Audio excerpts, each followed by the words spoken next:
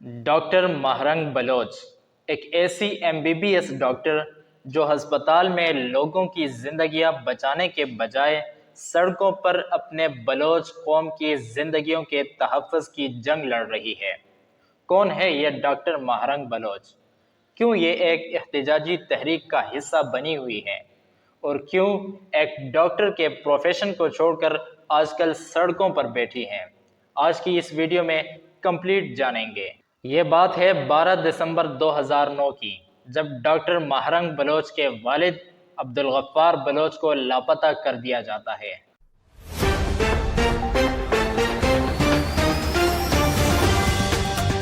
ماہرنگ بلوچ کے مطابق ان کے والد عبدالغفار بلوچ وابڈا میں ملازم ہونے کے ساتھ ساتھ بلوچ قوم پرست اور بائیں بازو یعنی لیفٹ ونگ کی سیاست بھی کیا کرتے تھے۔ سن 2006 میں ڈاکٹر ماہرنگ بلوچ کے والد پہلی مرتبہ گرفتار ہوئے تھے، جس کے کچھ ہی عرصہ بعد انہیں رہا کر دیا گیا، لیکن یہ دوسری مرتبہ 12 دسمبر 2009 کو لاپتہ ہوئے۔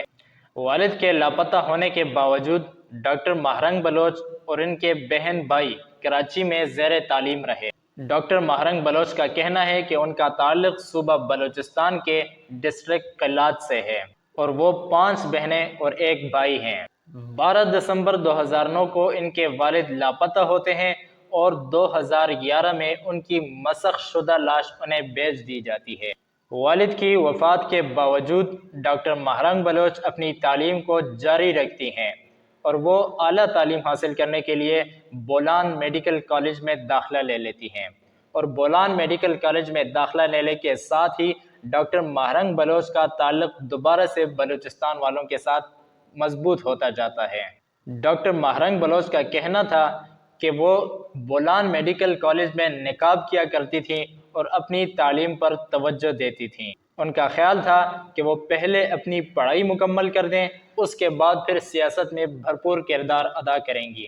ڈاکٹر ماہرنگ بلوچ کے زخموں پر نمک چھڑکتے ہوئے ان کے بھائی کو بھی دسمبر 2017 میں لاپتہ کر دیا جاتا ہے، جس پر ماہرنگ بلوچ اپنا نقاب اتار دیتی ہے اور احتجاجی تحریک کا حصہ بن کر اپنے بھائی اور اپنے والد صاحب کے لیے انصاف کے لیے احتجاج شروع کر دیتی ہیں۔